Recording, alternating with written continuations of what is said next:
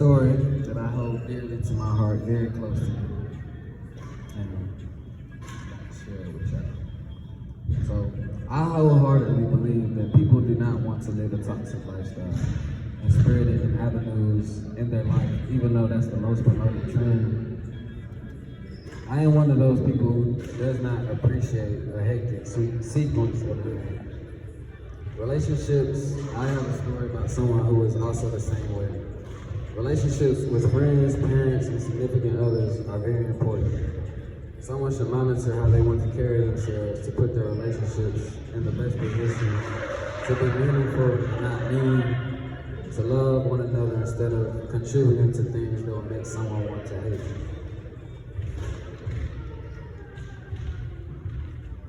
So, back to 2 weeks ago, when he wasn't willing to differentiate between a dark voice and a positive voice, sequence of events played into effect. And I remember seeing him leaving the dorm at about midnight, and he knowingly did not have his UNA card to get back in because he wasn't going to be there. He sat down on the stairs in which he was going to sit for a while and just think. He was currently in a cycle of some bad living habits, and it has been that way for a while because of him running to the same situation, not thinking about how logically you're gonna get the same result. He couldn't help it though, or in other words, he wouldn't muster up enough willpower to do the better thing. He thought to himself, if I return back to the dorm, I will continue the same stupid cycle. So, light bulb. Bruh, like, I'm not returning back to the dorm. So he started back walking for a couple miles, and during this walk, he was calling people to check in with them because usually he practices saying to other people what he may have needed to hear.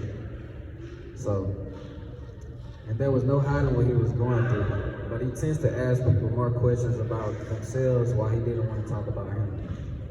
The people he was talking to on the phone was asking what he was doing, if he was okay, and was he safe, and just lied to him. He was just walking past the bridge. I know the bridge right outside McFarland, by the bluff. And he didn't want to do anything, just to look down at the water. The water looked so welcoming and calm. The calm waves created a beautiful vibe, a vibe that he kind of needed in that moment. He continued to think about how, if I return back to where I reside at, I'm gonna continue the same cycle. So maybe something does need to take place here. So, to get more motivation, he called people he knew he did not have a good relationship with and brought up a controversial topic because usually when the heat from those conversations steams him to get really mad to do something irrational. Y'all know how that do. So, he got a little closer down on the bridge barriers or bars that were built to place it up just to be closer to the water, where it was more peaceful. Not to do anything. Suicidal thoughts did not seem like suicide then. Just the best thing to do next. Like, for example, this presentation for me was the best thing to do next. So, he was kind of chilling for a minute and he looked up and saw 1, 2, 3, 4, 5 cops pulling up on the bridge. And he was thinking, no, like, oh no, like he was kind of freaking out as the cops was approaching him. He was saying stop moving because he was scared, and then it felt like it was a bit worse because now it's a scene taking place. And he's going to be a crazy student at UNA, which he did not want. So, that would have been bad, but being that it was already a lot for him, he felt the scene that was taking place was good enough for him to have been over the bridge all day. So, he thought if he left the bridge, it was going to be over anyway. So, it was already cut, 0-0 chances of something great happening out of this. The police was asking him, could you step away from the bridge? And he was trying to explain to them that you don't get it. I cannot go back. I can't leave here because I know I'm gonna go back to the familiar life I knew. So a couple minutes rolled by, the cops followed protocol, and he very stubbornly made it into the car, back to the school, in which it did not become a regular day. Starting at 8 sharp in the morning, health services were knocking at his door. escorted him to the counselor that he was previously going to before things had happened, where she had emphasized how the incident that just happened wasn't a light issue. So when someone actually helps you understand that you are thinking very little of yourself and you jump, and someone is in that mind frame that they are going to jump off the map, it doesn't actually seem like a big deal, like I'm trying to just like disappear and people don't care. It don't seem like a big deal. So when people someone actually helps you understand that like you matter type shit, it surprises you, but it also wakes you up, because like when you're thinking like that, that's like a whole different side of you. So like it's like damn, you gotta snap out of it. So meanwhile, in that counseling session, he was giving that lady a hard time. She was asking questions that the counselor would ask about his loved ones or his future. His body just would not allow him to answer any of those questions. She asked for emergency contacts, and he gave her the people whom he knew who did not care about him. Probably the people that I called or that he called in a time where he wanted to do something. He did not want to allow anything good to come from this situation. Suicide in his head was the permanent solution to what he couldn't see at the time was a temporary problem. So, for instance, I'm gonna just use this paper because I could have a small rock, but ain't no small rock. What I've heard before is when you're going through something like real big, it just hit you for the first time. You ain't never experienced it before. This paper is far away, like just about as far. I can see the other stuff, people, y'all beautiful faces and all that. But like when it first hit you, it's like this. Like you can't see nothing else. Like when you first go, like you can't see nothing. It's just the big problem you got in your face. So I'm sure all of you can assume what he did after the counseling session, in which he did go back to continue the cycle. But after that, him realizing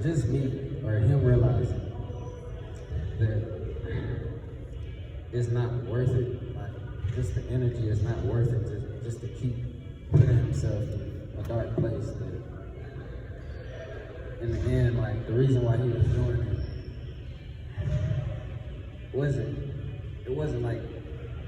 it's just the reason why he wasn't doing it, like why he was going to do it wasn't good enough. Like it wasn't good. So what he ended up doing,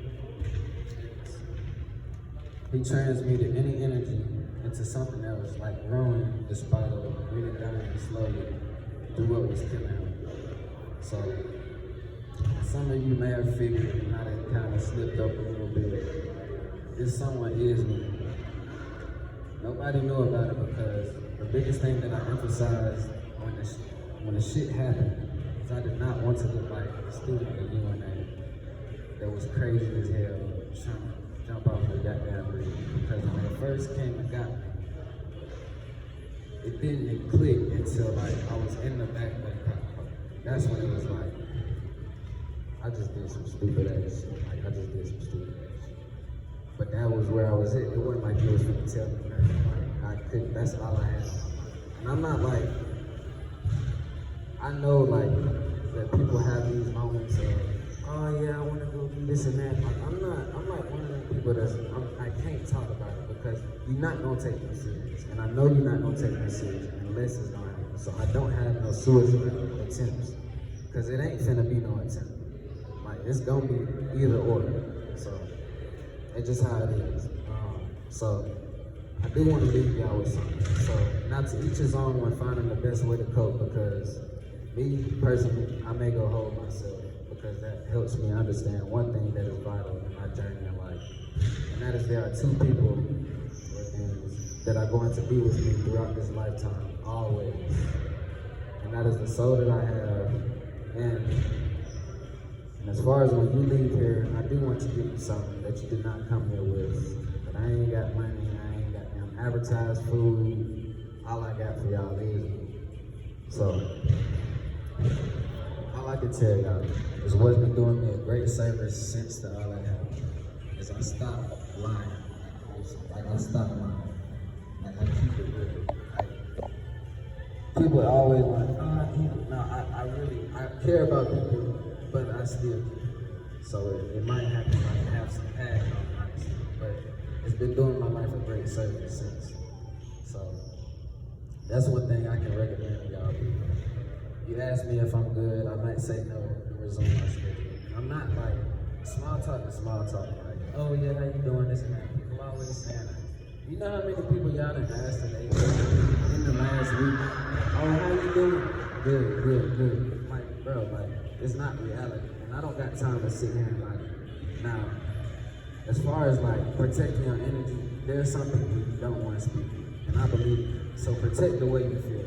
And that's called protecting your energy. So somebody you on too much, you know, get along with it, bother with it. And how you doing? Yeah, good. Well, all right, straight. Keep it pushing. That's how you post it.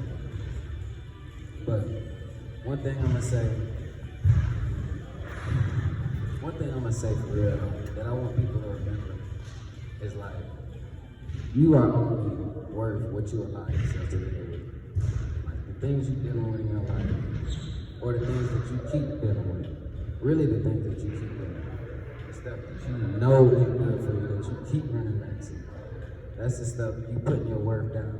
So ain't no good entity finna come from you running to drugs maybe, or running to that person that was toxic or something like that. Ain't nothing good finna come from that. So that's all I have to tell y'all, and I felt like I had to do it. It was the best thing next on my list. Like I don't really do stuff like this, but I have good social skills. I feel like I can reach out to someone, maybe touch. All I needed was one person. I was still gonna get up and do the mic, maybe record this, but all I needed was one person. I was still gonna do this the same exact way. But I do appreciate all y'all for coming.